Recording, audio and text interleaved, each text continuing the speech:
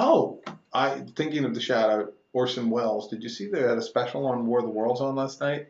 I did, and I happened to watch it. That was great. What bizarre sort of synchronicity do we have? Suddenly we turn on the same channel at the same time. We only had 500 channels to choose from. We both seem to find the Orson Welles one. I will tell you also, it was, you and I, we enjoyed it. My dad, it was a tough sell to get him to watch it. He was like, what? Well, he just was like, he wanted something with more action. He kept asking, isn't there football or something on?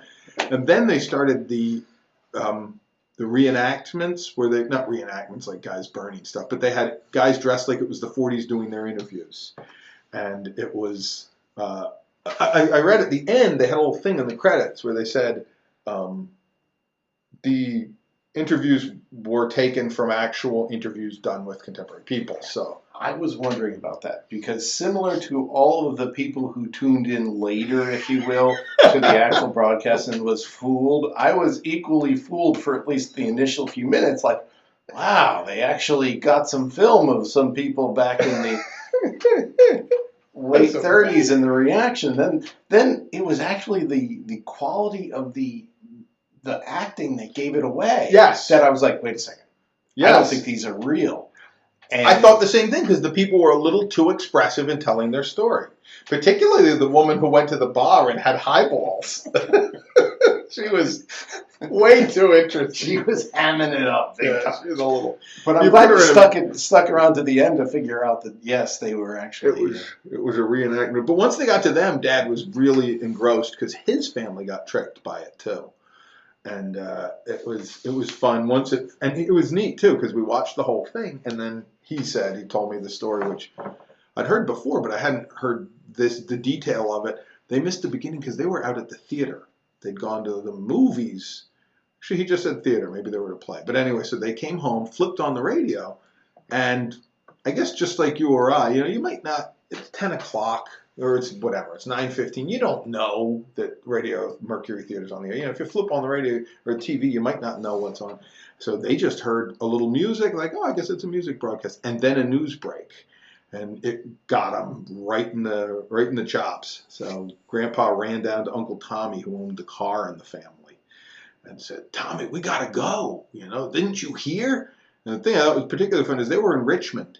So where are they going to flee? They're really okay. There's no problems in Richmond right then. So get in the car, head for the monsters. Dad was going to save his lead figures, his lead soldiers. Wow. You know what's funny? Because I was watching that documentary, if you will, and Michelle came in, and immediately she dismissed the documentary as bunk, because she had read an article recently that so much of the reaction, so much of the negative reaction and the panic that ensued because of the broadcast was overhyped, was accentuated by the newspapers after the fact. Interesting. And although the extremes of that panic may have been, I believe that there were some people that were genuinely fooled by there were absolutely, particularly I think from what I've read, and I did hear it was overhyped, because what happened was no one died from it, and there were reports that initially they were interviewing Orson Welles. I think they were just trying to get him, rattled or something. So they were telling him like, "Oh, people committed suicide. What do you think of that? All the car crashes that happened." But there were maybe not thousands, but there were bunches of people who authentically did think it was real, and my parents were among them. I mean, I think the thing that's sort of suspended, like the problem with it is if you couldn't have kept believing it was real for very long if you went out and did anything, because other people were like, well, I don't see them, and so that makes sense. I think it probably was easier to be disabused of the notion that there was a disaster if you were where it was supposed to be. Like if you're in New York and you're going, well, no one's jumping off the bridge. I can see the bridge, So it was a little more puzzling. But yeah, I mean, definitely it was overhyped. But boy, it happened. One of the things that the documentary covered that I thought was fascinating was the sense that a news bulletin that interrupted programming was a new form. Yeah. And they were taking advantage of that new form to perform a drama slash, create a mischief night, prank, if you will. But the fact that it was a new form and was part of the ruse, I think, is what's fascinating to me. Yeah, and made it work. People weren't. It's kind of like spreading rumors over Twitter. Like people aren't. You don't have a built-in set of ways to deal with how important the messages that come over this medium are. I read something interesting. No, I heard something interesting. That chime, that bong bong bong. I think it's NBC. Yeah, NBC. Yeah. They, in the early days of their broadcast, when you heard a fourth chime, like normally it was three, and when they added the fourth, that was a signal to anyone who worked for NBC who happened to hear it to get to the office now. It was the secret disaster signal, and it meant something's going on and we need everyone. And it would be done on an affiliate basis. So like, wow. Like if there's a fire in Chicago, they'll give it the fourth chime, and all over the Chicago or WGN or whatever it was, and everyone would go to the office and work, and they'd put together something and then sort of announce it. And they mentioned the different times that they used the fourth chime, and it wasn't forever. I mean, it was like it was a radio program that was talking about they used to do this. So I suspect, it's like by 47 it was out, and they only did it in the 30s. But it was a neat idea that, to your point, that they didn't always have they didn't have the idea of breaking in and just telling you what was going on shorthand. They'd actually like, hold on, we got to do a presentation on this. So we bring guys in. It's kind of interesting. I also like their discussion in that show about how it showed Orson Welles the miracles of propaganda, and it showed the fear that they had to have of propaganda. The idea that. And the idea that all the news, the weird news that had happened lately, sort of put people in the mood. And the one guy made the comment that it's easy to make the jump. What was it? He said, alien invasion of New York. And it was easy to think alien invasion New York, Nazi. So one guy actually said in his little interview when he was running on the street and saying, what happened? And some guy said, the Germans invaded. Like that's what he got from the Mars invasion story. From the word alien. Yeah. Not of our country. It was an interesting thing. I thought that was the other thing I thought that I found entertaining was the idea that John Houseman was the co-producer with Orson Welles. Yeah, that was very interesting. I mean, obviously that's a name that we associate with his acting and such, but and there was that one picture of Orson Welles sort of looking, I don't know, conspiratorial or something, and there's this guy behind him who had an odd expression on. If you looked at it just right, you could see John Houseman sort of peeking out through those young eyes, But I wonder how old Houseman was too, because Orson Welles was like 23 at the time he did that, or 24 when he did that. Yeah, I would consider that Houseman was probably older, specifically because Orson Welles was the boy wonder. Yeah, they did. Houseman probably had a few more years on him. That was kind of interesting how many famous people were clustered around him, and you got to wonder how many of his good ideas worked well because he had such talented people to help carry him out. Because Joseph Cotten was in that, or those early Mercury Theater stuff. Well, it's funny. You often wonder how much the moniker of genius is worthy of the people that it is applied to, and many people apply that word to Orson Welles. And in that documentary, probably that moment of genius was when he received the script for War of the Worlds and said, this is boring. And somehow, whether it came from him or whether it came from a meeting that he was in or one of the writers, the idea of turning that into a news broadcast and take away the narrative form and put into it the, I guess, the current event form. Yeah. I mean, that was a moment of genius that turned that typical script into something extraordinary. And it really wasn't a lot. I mean, it was just kind of a different way to approach it. It's a good point. And they referenced the Archibald MacLeish, I think it was, play Air Raid. Yes. That had been done earlier, which is funny because I played Air Raid at the office a while ago. I was doing the whatever it was on. It was the Columbia Workshop series. That was one of them, and it is interesting. I sort of was thinking, oh, it's a little bit of that newsy thing, and then there's another one called London by Night. That was, was it Walter Winchell? It was someone. And I don't know if he really was in London. They acted like they were at different places, but it sounded a little sound effectsy, Here we are at the Ritz-Carlton, or that's not in London, is it? Well, here we are at some fancy London hotel where they're still having dinner, and he interviews the chef who talks about what they can do. And the chef might have been the regular, but there was a lot of tinkling forks and spoons in the background for really to be in the dining room live. But it was that same vibe.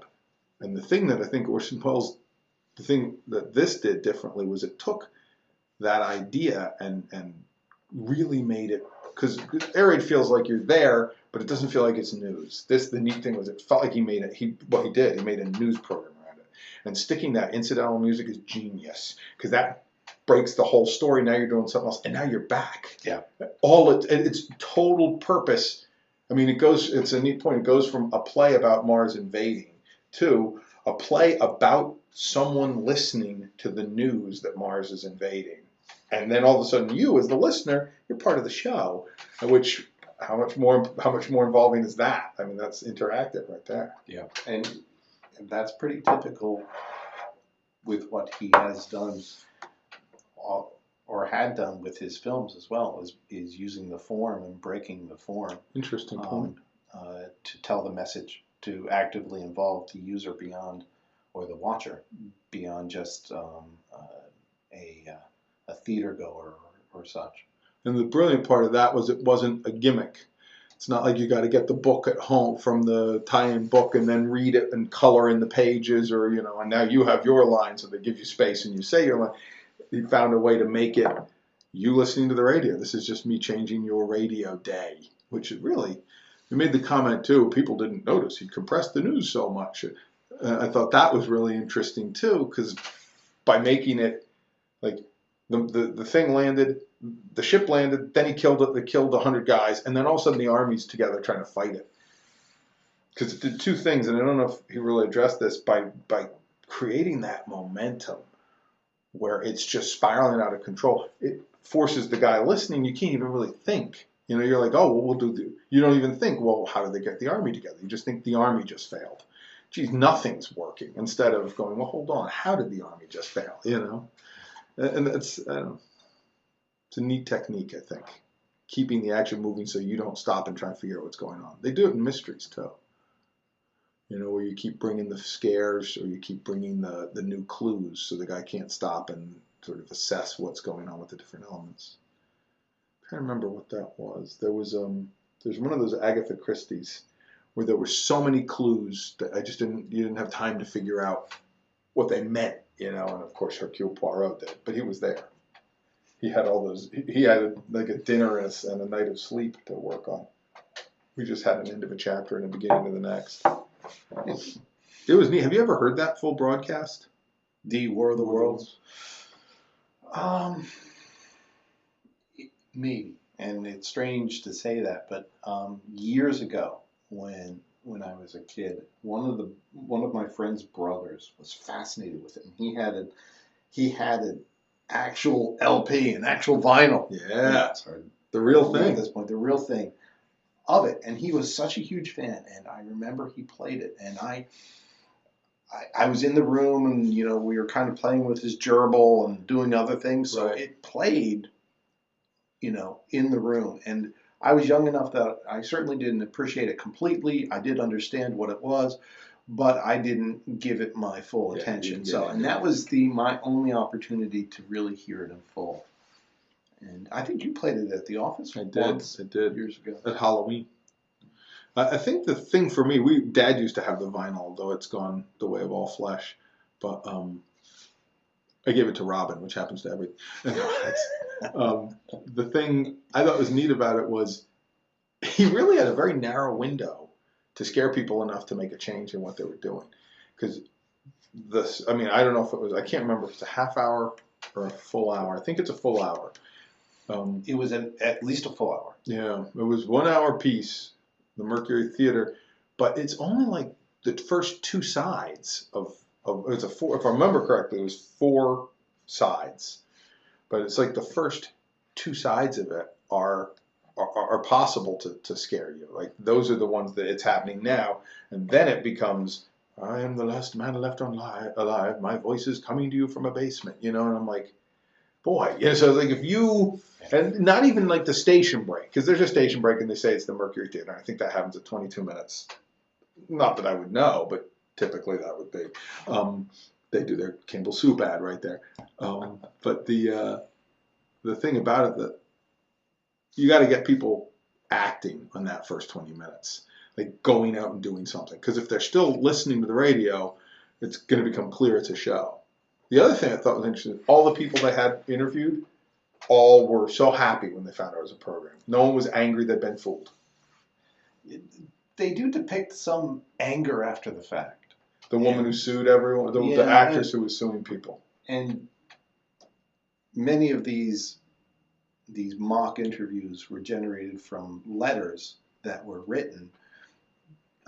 Indignation. In anger, in complaint, if you will, or what have you. So there were, and they did mention in the documentary, there was a large number of letters written in complaint of the broadcast, and they also mentioned that there were a large number of letters praising the broadcast. Yeah. So there was some level of anger afterwards, but it was funny though that many of those accounts there was more relief than anger. The guy saying it was like we were, what did he say? It was like we were reprieved. He was like, they ran out of gas in the woods, him and his wife. And all they wanted to do was, how are we going to get down to LA to say goodbye to our children? And they said, it was like, we got a reprieve.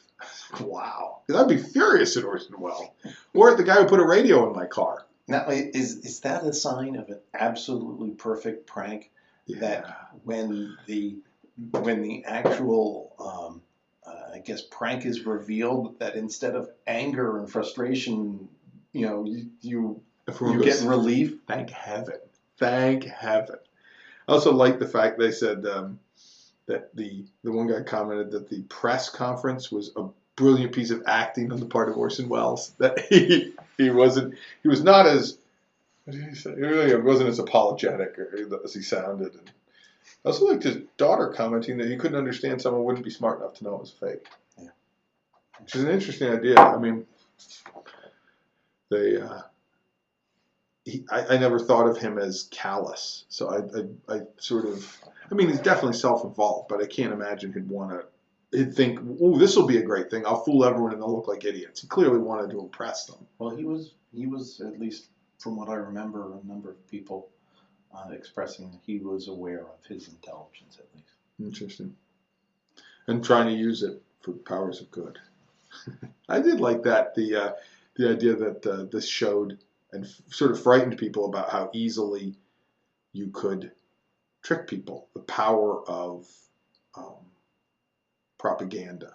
What was that woman had the quote where there was a contemporary radio commentator who said something to the effect of, Hitler conquered several countries in Europe without a fight because they were scared of him, but he had an army to back him up. Orson Welles conquered thousands of people with just, a radio show. And also a public opinion of the media that's different. Yeah. That this, what's coming over the radio, what I read in the newspaper is an actual representation of events that has journalistic integrity. Yeah. And I think nowadays with our reaction to media, we have a different perspective. It's a great point. And one of the things that they played on in the actual creation of the show, and a woman, one of the interviewers comments on it, because when the Martian tank attacks and kills a bunch of troops, the guy who's doing commentating stays there. And he's like, ladies and gentlemen, they're attacking, I'm going to stay to try to tell you what's happening. And he describes what's going on, and then the microphone goes dead. And one of the contempt, where we might think, geez, why would he stay there? Or why would they play this? But one of the ladies who's being interviewed said that it was touching that he stayed there to do his duty. Like his duty is to bring us this news, as opposed to whatever we feel now about people who collect news. But it was his duty to do this news and tell us and give us a chance. You know, it was a heroic act. It's really an interesting, as you say, a very different view of the relationship between the media and us. I'm not so sure that there are that many journalists now, other than Geraldo Rivera, who's actually going to give their lives. Yeah. Not a bad point. At least not in that context. I think I probably wouldn't. I would run if there were Martians. Maybe not right away, but once the fire started engulfing people, I'd probably run. What good are you going to do out there? No, but it was neat and a good thing to do for Halloween, I think. A good clip.